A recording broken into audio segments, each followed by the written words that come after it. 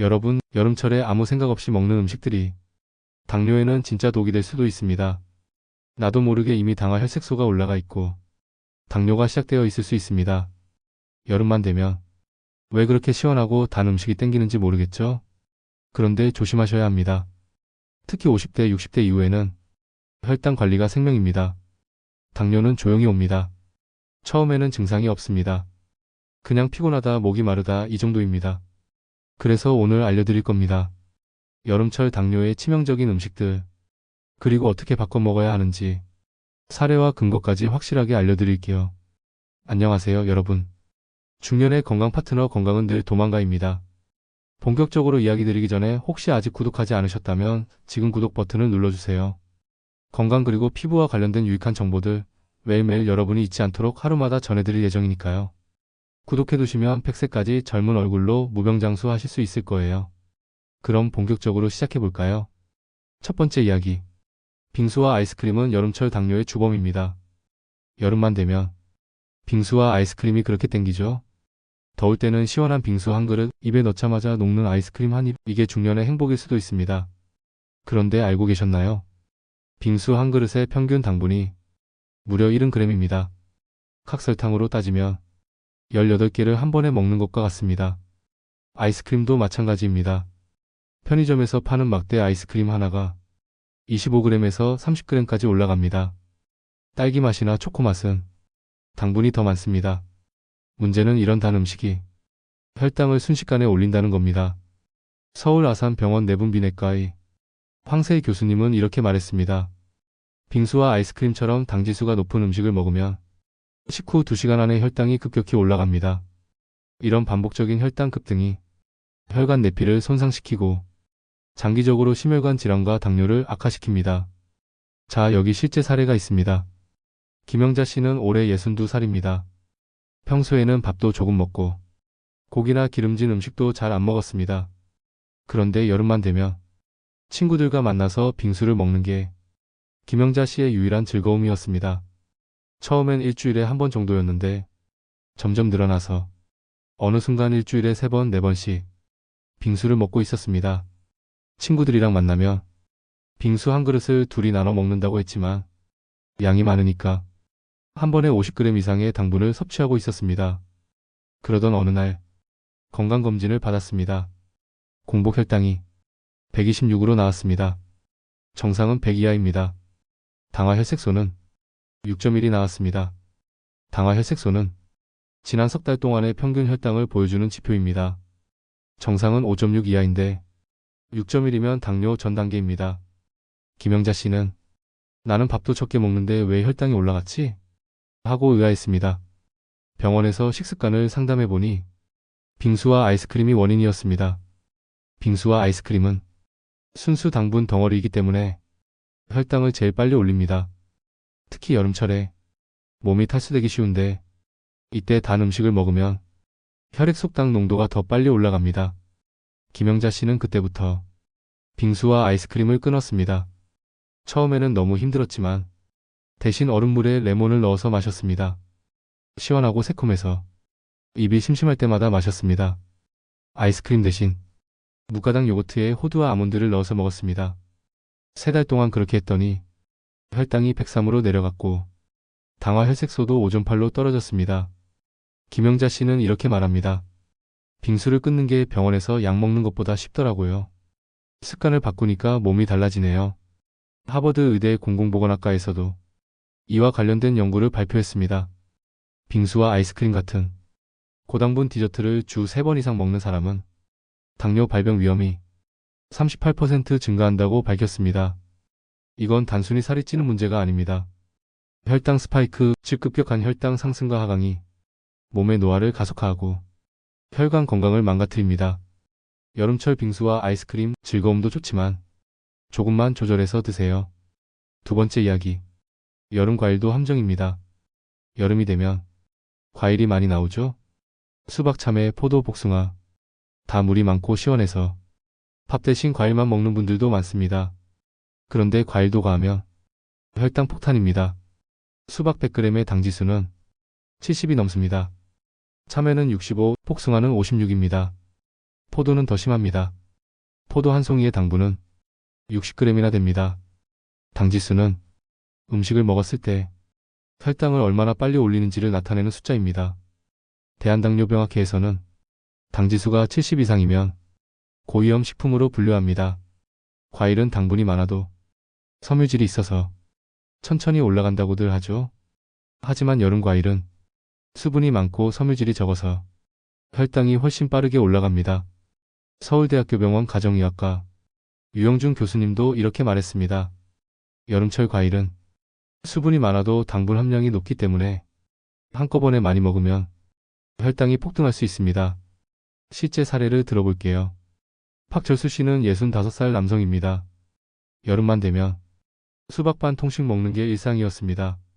포도도 좋아해서 한 번 먹을 때 한 송이를 다 먹었습니다. 박철수 씨는 과일은 몸에 좋으니까 괜찮겠지, 이렇게 생각했습니다. 그런데 건강검진을 받았는데 당화 혈색소가 6.3이 나왔습니다. 정상은 5.6 이하인데 이미 당뇨 전 단계입니다. 공복 혈당도 124였습니다. 의사가 말했습니다. 박철수 씨 과일 드시는 거 줄이셔야 해요. 특히 여름 과일은 당이 많아서 위험합니다. 박철수 씨는 처음엔 당황했습니다. 과일이 왜 안 좋아? 나는 과자도 안 먹는데. 그런데 식습관을 다시 돌아보니 문제는 분명했습니다. 매일 수박을 반 통씩 먹었고 참외도 한 번에 2개씩 먹었습니다. 포도도 한 송이를 혼자 먹었죠. 박철수 씨는 그때부터 식습관을 바꿨습니다. 수박은 하루에 2조각만 먹었습니다. 포도는 한 송이가 아니라 5알만 먹었습니다. 복숭아도 1개를 반으로 나눠서 먹었습니다. 그리고 과일을 먹을 때 밥 먹고 나서 바로 먹지 않고 1시간 뒤에 천천히 먹었습니다.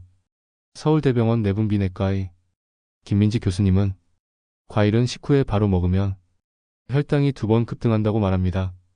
그래서 반드시 과일을 따로 먹어야 합니다. 박철수 씨는 3달 동안 이렇게 실천했습니다. 그랬더니 당화 혈색소가 5.8로 내려갔습니다. 체중도 2kg 줄었고 혈압도 좋아졌습니다. 박철수 씨는 말합니다. 과일도 과하면 독이더라고요. 적게 먹으니까 몸이 가벼워졌어요. 실제로 일본 국립건강영양연구소의 연구에서도 과일을 하루 500g 이상 먹는 사람은 당뇨 발생 위험이 30% 더 높다고 발표했습니다. 특히 포도, 수박, 참외처럼 당지수가 높은 과일은 조심해야 합니다. 과일은 건강식품이 맞지만 우리 나이대는 양 조절이 건강의 핵심입니다. 세 번째 이야기. 탄산음료는 여름철 혈당 폭탄입니다. 여름철만 되면 콜라, 사이다, 탄산음료가 자꾸 땡깁니다. 덥고 땀나니까 마트에서 콜라 한 병, 편의점에서 사이다 한 캔. 시원하게 들이키죠. 그런데 이게 정말 위험합니다. 탄산음료 한 캔의 당분은 보통 35g에서 많게는 40g까지 올라갑니다. 이건 각설탕 8개에서 10개를 한 번에 먹는 것과 같습니다. 콜라만 문제가 아닙니다. 요즘 편의점에서 파는 달달한 스파클링 음료도 한 캔의 당분이 평균 30g 들어있습니다. 세계보건기구는 하루 당류 섭취 권장량을 50g 이하로 제한하라고 말합니다. 그런데 탄산음료 한 캔이면 이미 하루치 당분의 70%를 넘겨버리는 겁니다. 하버드 의과대학 보건대학원에서는 이런 연구 결과를 발표했습니다. 탄산음료를 하루 한 캔 마시면 당뇨병 발생 위험이 26% 증가한다고 밝혔습니다. 이건 단순히 살이 찌는 문제가 아닙니다. 액상과당 즉 시럽 형태의 당분은 혈당을 급격히 올리고 간에 바로 지방으로 저장됩니다. 미국 루이지애나 주립대학교의 논문에 따르면 액상과당은 인슐린 저항성을 높이고 체내 염증을 증가시킵니다. 자, 실제 사례를 들어볼게요. 최기훈 씨는 58살 남성입니다. 회사 다닐 때는 커피를 주로 마셨지만 퇴직하고 집에 있으면서 탄산음료를 자주 마시기 시작했습니다. 처음에는 하루 한 캔씩이었는데 점점 습관이 돼서 여름철에는 하루 2캔을 마셨습니다. 집 근처 마트에서 2리터짜리 콜라를 사다 놓고 냉장고에 넣어두고 시원하게 한 컵씩 마셨습니다. 처음엔 별일 없었지만 몸이 점점 나른해지고 소변을 자주 보게 됐습니다. 건강검진을 했는데 공복 혈당이 128로 나왔습니다. 당화 혈색소는 6.5가 나왔습니다. 이미 당뇨 확진입니다. 의사는 말했습니다. 최기훈 씨 탄산음료 드시죠? 이거부터 끊으셔야 합니다. 처음엔 잘 못 믿었습니다. 탄산음료 한두 잔 마신다고 이렇게 되나요? 그런데 알고 보니까 탄산음료가 문제였습니다.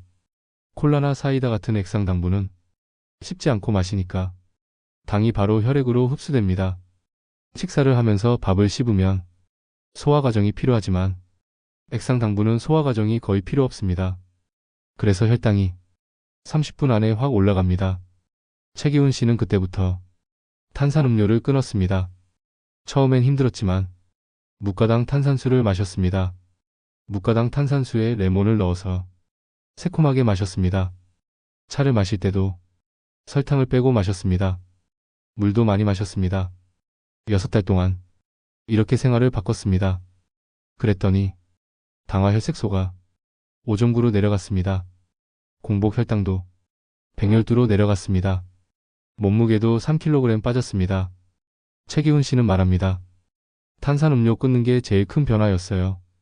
달라지는 게 보이니까 정말 하길 잘했다 싶어요. 대한당뇨병학회도 2023년 발표에서 이렇게 말했습니다.